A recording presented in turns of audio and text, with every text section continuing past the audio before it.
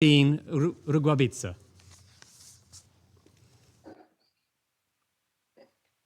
Mr. President of the Security Council, distinguished members of the Council, Ambassador Ilal, Chair of the Peace Building Commission and Chairperson of the Central African Republic Specific Configuration, Ambassador Zesue, Permanent Representative of the Central African Republic to the United Nations. Mr. President, I would like to congratulate the United Kingdom on assuming the presidency of the Security Council for the month of February.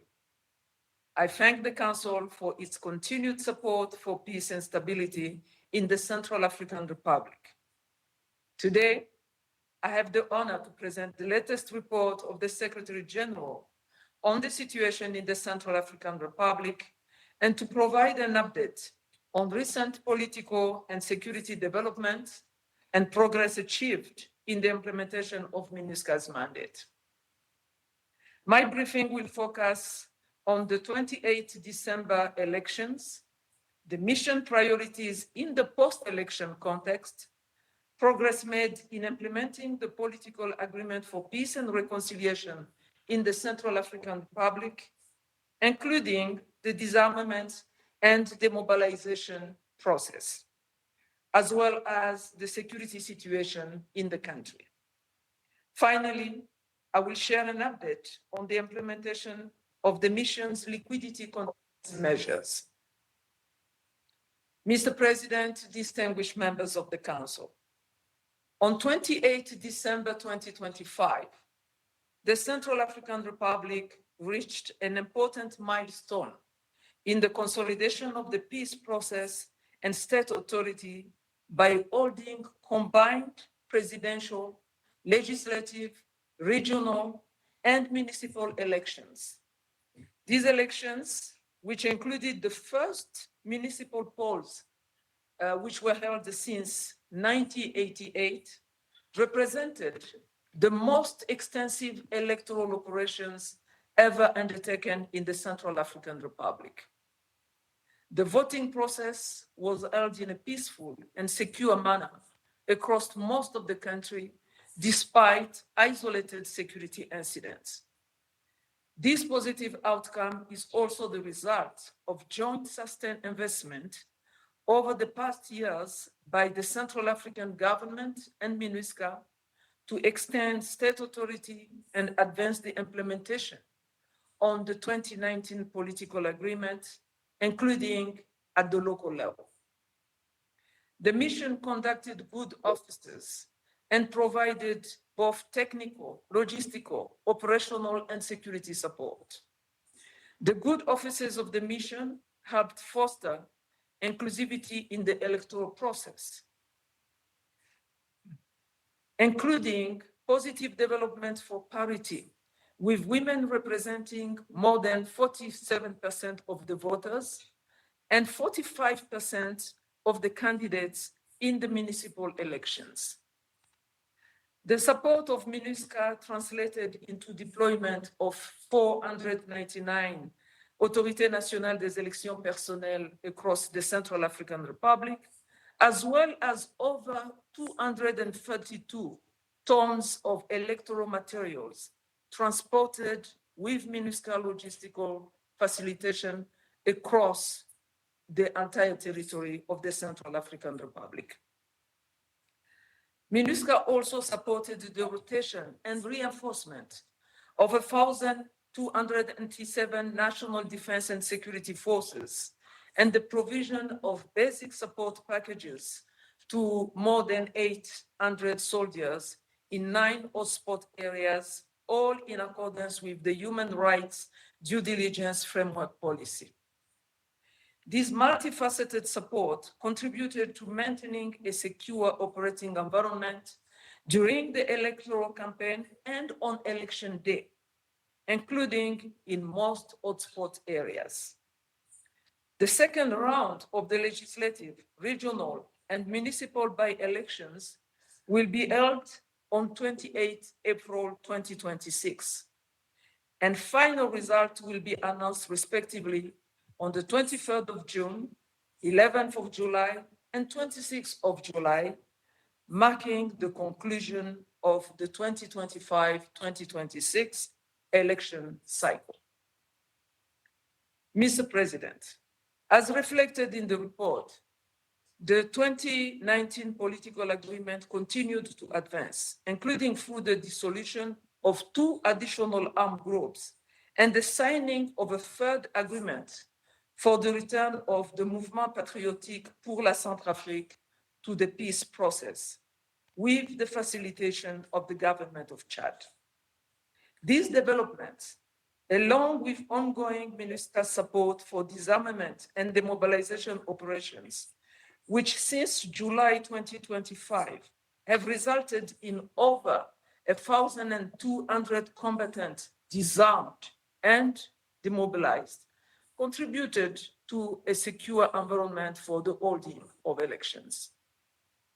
Following a brief suspension during the electoral period to allow national defense forces to focus on elections security, the disarmament and demobilization operations are expected to resume progressively. Nonetheless, the continuation of a well-planned and coordinated disarmament and demobilization process remains essential to sustain security and peace gains. It also requires adequate, timely, and sustainable socioeconomic reintegration pathways for ex-combatant and host communities, thereby reducing the underlying drivers of armed mobilization. Mr. President, distinguished members of the Council, while the security conditions improved in the West and Central regions, thanks to the aforementioned achievements, security challenges persist in the Northeast and Southeast regions. In the Southeast, particularly in the Ombumu Prefecture, ongoing attacks by AAKG militia targeting civilians and local authorities remain a concern. In this context, 21 voting centers in the Ombumu Prefecture, out of 6,700 established nationwide, could not open on election day. The insecurity has also exacerbated intercommunal tensions and further constrained humanitarian access. In the Northeast, the conflict in Sudan has driven thousands of refugees into the Bakaga Prefecture, adding pressure on already limited services and heightening local tensions. MINUSCA maintains engagement with local authorities and communities and continues to consolidate its force presence in both the Ombumu and Bakaga prefectures to enhance the protection of civilians. MINUSCA logistical support proved to be instrumental in increasing the geographical coverage of the national defense and internal security forces, as was illustrated during the electoral period.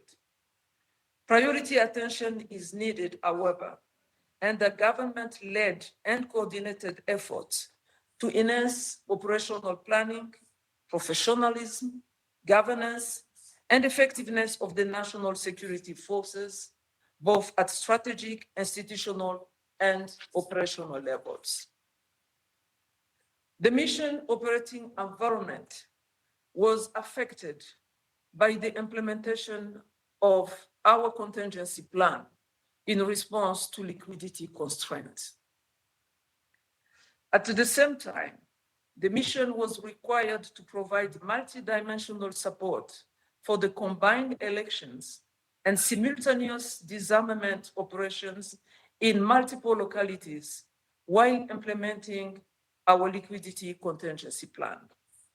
In this regard, MINUSCA advanced efficiency measures, enforced strict expenditure controls, and redirected reduced available resources to the protection of civilians, support to the electoral process, and disarmament and demobilization operations.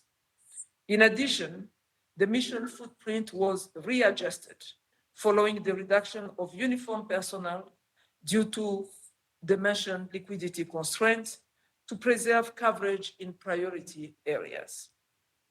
These realignments have had an operational impact, including a reduced geographical coverage of the mission. Distinguished members of the Council, the period following the elections will be decisive for the consolidation of the political peace and security gains and in shaping MINUSCA's legacy for long-term peace and stability in the Central African Republic.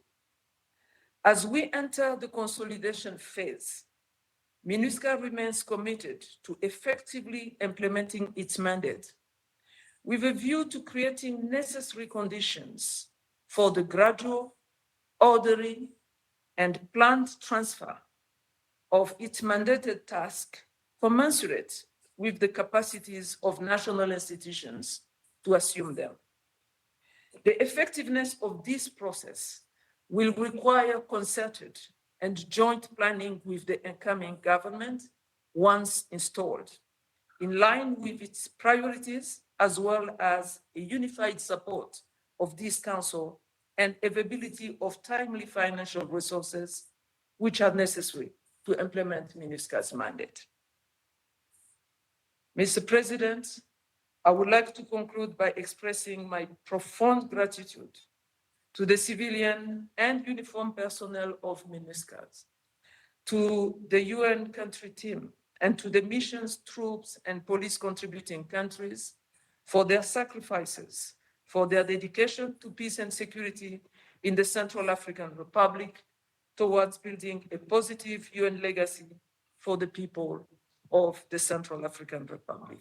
I thank you very much for your kind attention.